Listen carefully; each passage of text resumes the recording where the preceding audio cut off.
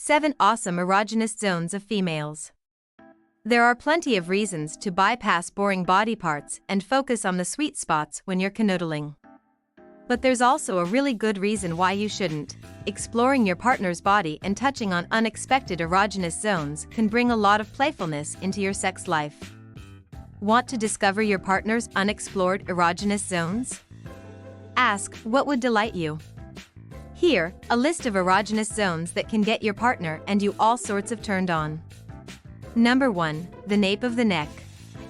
Though some people might get all Marie Antoinette about having their neck touched, neck kisses are almost always a turn-on, says McCombs.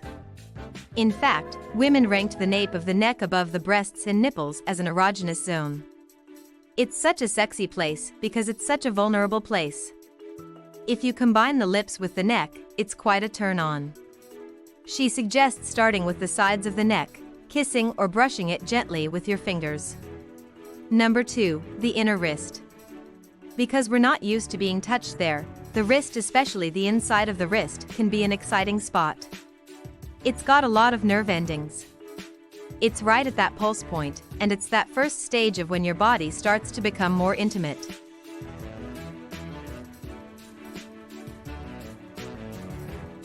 Touch gently at first, allowing your partner to connect with the fact that you're touching them sensually. People often rush stimulation. Taking a second and making eye contact can go a long way toward creating a mood. Number 3. The buttocks. You'd think something that's so often used has lost all feeling, but the bottom is pretty high up there when it comes to erogenous potential. Not all that surprising, really, considering its proximity to the genitals. How to make the most of this erotic area? Ask your partner how he or she would like to be touched there. Hard? Soft? Let them choose. Number 4. The scalp. As anyone who's had a salon styling session knows, having someone touch your hair and scalp can be incredibly soothing. It can also be arousing. Play with your partner's hair. Massage his or her scalp. Run your fingernails across it. See how your partner reacts. Number 5. Behind the knee. Why is the soft spot behind the knee erogenous? It's another nerve-rich area where we're not often touched. It's a novelty, because it's not where our friends or colleagues are touching us. Touching the back of the knees and leading up to the thighs is intimate. And it gets you closer to the main attraction. Try gently touching your partner behind the knees while he or she stands in front of you. Or massage them there, alternating between deep pressure and a tickle. Number 6. The earlobe. The sexiest part of the ear is the lobe. That gesture where you're tucking the hair behind the ear feels quite intimate. To make the most of the ear's erotic potential.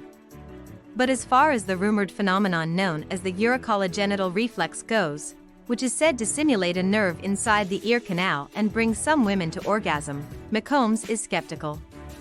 I wouldn't recommend someone going straight for a tongue in ear without talking about it first, she says. A wet willy? Not so great. Number 7. The feet. Though one study found that feet ranked low on the turn-on scale, there are certainly people for whom having their feet touched, licked, sucked, etc., is a sexually arousing experience, says Rangelova. And those people aren't necessarily foot fetishists either. Foot fetishes are usually about being attracted to other people's feet, not having your own feet touched.